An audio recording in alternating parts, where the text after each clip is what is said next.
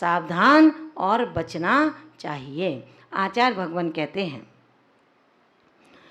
कि उपसम भाव के क्या कार्य होते हैं। उपसम भाव का मतलब समझ रहे हैं ना?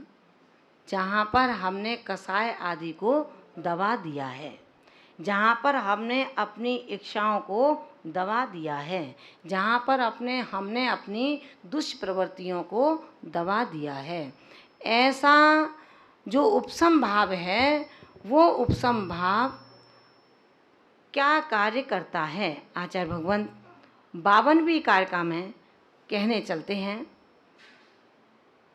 पोबठिखवै कम्मं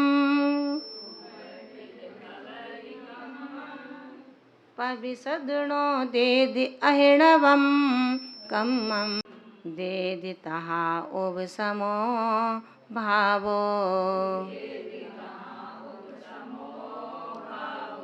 पोबठिखवै कम्मं पविसदृणो देदि अहिणवं कम्मं भावो। आचार्य भगवान कहते हैं, भव्य जीवों का जो उपसमो भावो, उपसम भाव पुबट्ठि कम्मा, पूर्व स्थित या पूर्वबद्ध कर्मों का खवई माने क्षय करता है। भव्य जीवों का जो उपसम भाव है वह पुबट्ठिद कम्मा, पूर्व में स्थित कर्मों का खवदि क्षय करता है।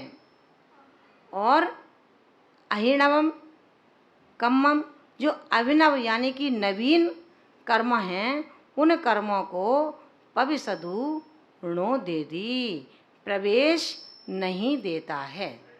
जो नवीन कर्म हैं उनको प्रवेश नहीं देता है, और जो पूर्व के कर्म बंधे हुए हैं, सत्ता में हैं, उनको क्षय करता है। तहा माने तथा, यह परलोयम, यह लोक और परलोक में, यह लोक और परलोक में महत्तम, महत्व को, महात्म्य को देता है। क्या समझ में आया? जो भव्य जीव है, भव्य जीव के 3 कार्य सिद्ध होते हैं उपसम भावों से। उपसम भावों से यदि हमने क्रोध कषाय आदि को दबा लिया, हमने अपनी दुष्प्रवृत्ति को दबा लिया, स्वभाव को पहचानने के लिए हमने अपना पुरुषार्थ प्रारंभ कर दिया, ऐसा उपसम भाव से भव्य जीव 3 कार्यों की सिद्धि करता है। क्या करता है? पूर्वबद्ध कर्मों की निर्जरा करता है, नवीन कर्मों का संवर करता है, और उभय लोक में यश कीर्ति के महात्म्य की प्रसिद्धि को प्राप्त होता है। क्या 3 कार्य हुए? पूर्वबद्ध कर्मों की निर्जरा, नवीन कर्मों का संवर, और उभय लोक में यानी कि ये लोक में और परलोक में क्या करता है? यश कीर्ति की प्रसिद्धि को प्राप्त होता है। कौन होता है? उपसम भावों को धारण करने वाला।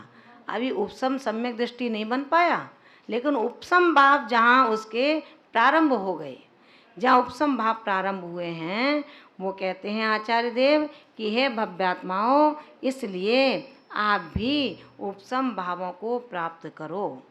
अनादिकालीन मिथ्यात्व की बेड़ियों में जकड़े हुए ये आत्मा औपस्मिक सम्यक्त को भी यदि ग्रहण कर लेता है, एक बार औपसम सम्यक को भी अंतर्मूर्त मात्र के लिए अगर ग्रहण कर लेता है, तो उसका संसार हमेशा हमेशा के लिए प्रतिबद्ध हो जाता है, एक बाउंडेशन लग जाती है। अब इसका संसार इतना ही बाकी है। और जिसने एक बार भी उपसम सम्यक दर्शन नहीं किया, उसका तो पंच परावर्तन संसरण चालू रहेगा जैसे आज तक रहा है। और औपस्मिक सम्यक की प्राप्ति के लिए जो उपसम भाव उसने किए हैं, उपसम सम्यक दर्शन ऐसे नहीं होगा। बातों से नहीं होगा कि मैंने अपने अच्छा बोलना शुरू कर दिया, मीठा बोलना शुरू कर दिया।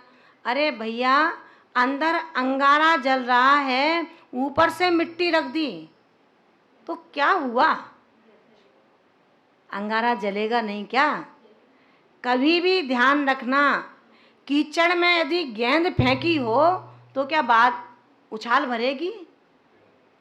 गेंद अगर कीचड़ में डालो तो उछाल भरती है क्या? नहीं भरती। इसी तरह उपसम भाव आपने सुन लिया, अब मुझे उपसम भाव करना है, खुश रहना है, हंसी से रहना है, किसी की बुराई नहीं करनी है। आप मुंह से नहीं कर रहे, अपने दांत दिखा रहे हैं, लेकिन वो गेंद जो उपसम भाव रूपी गेंद करदम में रहे हैं, वो कैसे ऊंची उठेगी? आचार्य भगवंत कहते हैं, जो मिथ्या दृष्टि है उपसम भावों के साथ में उपसम सम्यक्त को करना चाहता है, वो अपने उपसम भाव के धारण करने से शनै शनै सबसे पहले परिणामों की विशुद्धि करेगा। विशुद्धि का निमित्त देशना गुरु के द्वारा प्राप्त करेगा। जब गुरु के द्वारा देशना मिलेगी तो छायोपशम होगा, और छायोपशम के बाद 32-34 बंदापसरण को करता हुआ, स्थिति कांडक घातों को करता हुआ, जो द्रव्य मोटा मोटा था, भाई आप कभी मकान बनाते हैं तो पाषाण लेके आते हैं बड़े बड़े, तो उनको ऐसे ही तो नहीं लगा देते, उनको छोटा छोटा करते हैं। कर्मों की संतति जो अनादि काल से चली आई, हमारा स्वभाव शुरू से ऐसा ही रहा है, दूसरों के गुणों को दबाना और अपने गुणों की प्रशंसा करना, अपनी इतनी प्रशंसा करना। कहाँ तो ये ब्रह्मचर्य के अतिचार में कहा है, पूर्व रतानुस्मरण ब्रशेष रस स्व शरीर संस्कार त्यागा पंच। हम इतने विद्वान हैं कि हम मंच पे तो ठोक ठोक कर बोलते हैं पूर्व रतानुस्मरण, पूर्व में जो भोग भोगे हैं उनका स्मरण मत करो कि तुम कैसे घर से आए हो। अरे तुम्हारा घर कितना भी अच्छा हो, तीर्थंकर जैसा वैभवशाली नहीं हो सकता। उन्होंने जब घर छोड़ा तो पीछे लौट करके देखा ही नहीं, और अपन तो तिनके जैसी संपत्ति छोड़ करके आए हैं। मकान भी ढंग का नहीं था, 2 कमरे थे, और हम 8 परिवार के सदस्यों का परिवार, 4 सदस्यों का परिवार, कमरे इतने छोटे थे, फैल कर भी नहीं सो सकते थे। जिस घर में एक पंखा भी नहीं था, उस घर के निकलने के बाद हम एसी की तमन्ना करते हैं, हम एक अकेले कमरे की तमन्ना करते हैं कि एक अकेला मैं साधु हूँ। आचार्य भगवान कहते हैं, जी उपसम भाव तेरा नहीं हो सकता, उपसम भाव करना है तो आचार्य धर्म सागर जी महाराज को स्मरण करो, जो राजस्थान की माटी में पैदा हुए और राजस्थान की माटी में ही विलीन हो गए, लेकिन अपनी सारी शिक्षाओं को इन राजस्थानियों को ही नहीं, पूरे जैन समाज को वितरित करके चले गए। कभी एक शास्त्र का परिग्रह भी नहीं रखा, मंत्रों को जपने के लिए लौंग भी नहीं रखी, विहार करते थे, कंकड़ मिलते थे, श्रावक की साक्षी में कहते थे मैं कंकड़ उठा रहा हूं भैया, तुम मेरी साक्षी हो। बाबा पढ़े लिखे नहीं थे, लेकिन शायद पढ़े लिखों का दंभ चूर चूर करने वाले उस मानस स्तंभ की तरह थे आचार्य धर्म सागर जी महाराज, जिनका स्मरण आज हम करते हैं। उनके दर्शन तो नहीं किए, लेकिन उनके बारे में जब सुनते हैं तो लगता है सच्चा साधु तो वही है जिसको लोग भोले बाबा कहकर के पुकारा करते हो। वो सच्चा साधु नहीं है जिसको कहते हो कि अप टू डेट साधु है। महान भावों, ऐसे धर्मसागर जी महाराज निष्परिग्रही थे, परिग्रह से कोसों दूर रहते थे। हमने उपसम भावों को करने का जो मन बनाया, उपसम भावों में ये नहीं आता कि ये चीज़ पुरानी है नई लाओ, अरे अच्छी है, जब तक तेरा शरीर चल रहा है, जब तक चला, क्यों इसको तोड़ने फाड़ने की बात सोचता है। डायरी सही है, लाइट सही है, चौकी सही है, अब दूसरे को नहीं है, उसकी रिक्वायरमेंट है, तेरे पास जब है उसमें अच्छा बुरा क्या देखना। का जन्म साम्यता से होता है, समता से होता है, सरलता से होता है, कसायों की विशुद्धि से होता है, कसायों की मंदता से है। इसलिए इन समता भावों में हम अपने परिणामों को इतना सुंदर बनाने की कोशिश करें कि हम भी आगे आने वाले समय में सम्यक्त के उन्मुख होकर के, अभिमुख होकर के, पूर्वबद्ध कर्मों की निर्जरा, आने वाले नवीन कर्मों का संवर और उभय लोक में अपनी आत्मा का महात्म को प्रगटाने वाले बने। अपनी आत्मा का महात्म हम जब पहचानेंगे तभी दूसरों को बता सकते हैं कि आखिर इस आत्मा का महत्व होता क्या है, इस आत्मा का अतुलित बल होता क्या है। अगर कहा जाता है कि आचार्य भगवान कहते हैं कि अरे तुम पंचम काल के प्रवासी हो, पंचम काल में तुमने जन्म लिया है, लेकिन जो घर छोड़ करके इस वेश को धारण किया है ये तुम्हारे लिए अतिशय पुण्य की बात है। लेकिन अक्षय पुण्य कब होगा? अक्षय पुण्य कब होगा? जब उपसम भावों का जन्म होगा। जिसकी आवश्यकता नहीं है उसके लिए हाथ मत पसारो, क्योंकि अयाचक व्यक्ति आपके अंदर है। इस बाने का ये गुण है, बिना आवश्यक वस्तुओं के हाथों को नहीं पसारना है। कल काल में अन्न का कीड़ा है ये देह है, इसलिए याचक बन करके हम हाथ करते हैं कि भोजन चाहिए, लेकिन वो भी वक्त तूने दम्भ भरा कि बेचारे हैं, दीनहीन हैं, भूखे हैं, इनको भोजन दे दो, तो तुम्हारे दरवाजे पर वो कभी नहीं आएंगे। नवदा भक्ति करना होगा, नवदा भक्ति पूर्वक विवेक से दाता के गुणों के साथ में आहार देना होगा। जो दोगे वो खाएगा, तुमसे कभी उसकी याचना नहीं करेगा। आचार्य भगवान कहते हैं यदि तुम्हें तीर्थंकर नहीं मिलते तो क्यों घबराते हो? यदि तुम्हें केवली शुद्ध केवली नहीं मिलते तो क्यों घबराते हो? जिस गुरु ने तुमको जन्म दिया है पंचम काल में, वही तेरा तीर्थंकर है, वही तेरा केवली है, वही तेरा शुद्ध केवली है। क्यों नहीं उनके चरणों की सेवा करता? क्यों नहीं उनके चरणों की वैयावृत्ति करता? क्यों नहीं उनके आज्ञा का पालन करता? क्यों दोगला बन करके अपनी आत्मा का नाश करने में लगा हुआ है?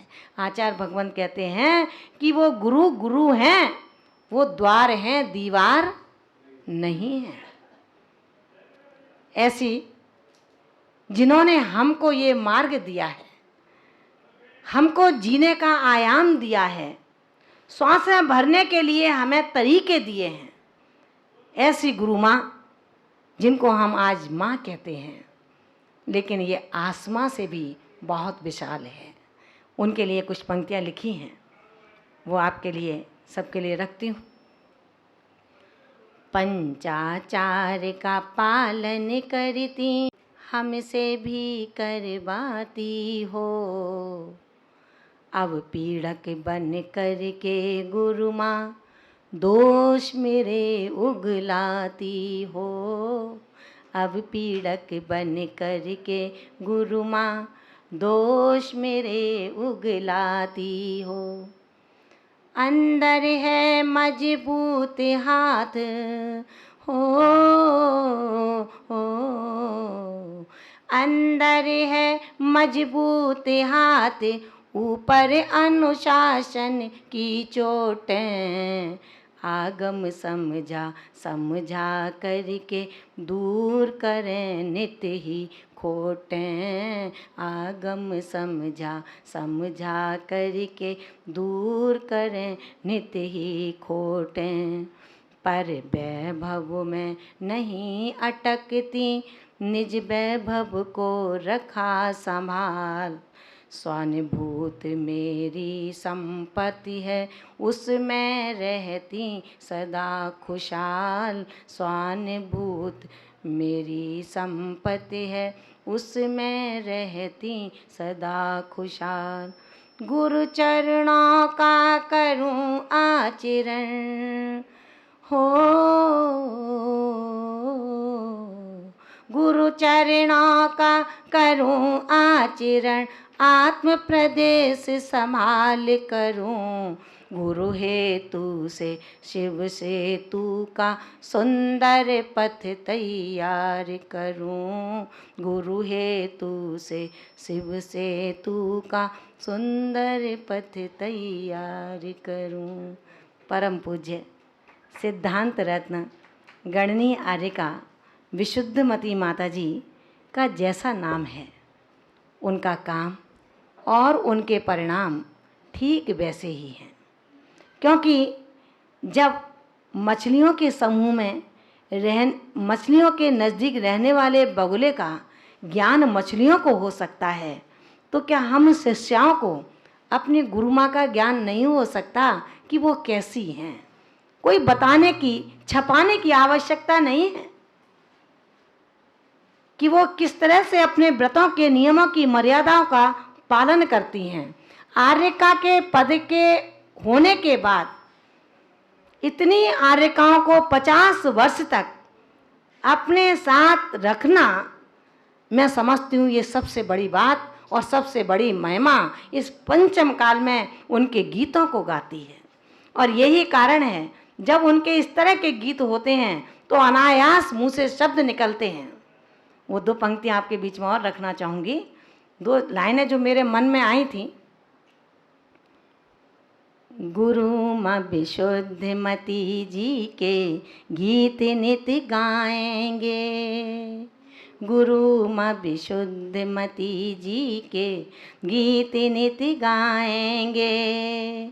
जल की भांति जो है निर्मल उन्हीं को ध्याएंगे। गुरु माँ विशुद्धमती जी के गीत हम गाएंगे। ऐसी परम पूज्य गणनी गुरु माँ विशुद्धमती माता जी के अनंत उपकारों का हम ऋण भला क्या चुका पाएंगे, लेकिन उनके चरणों में हम सभी श्रद्धा से विनयवनत होते हुए उनके पूत पवित्र चरणों में अपना वंदामी निवेदित करते हैं। वंदामी माता जी, वंदामी माता जी, वंदामी माता जी।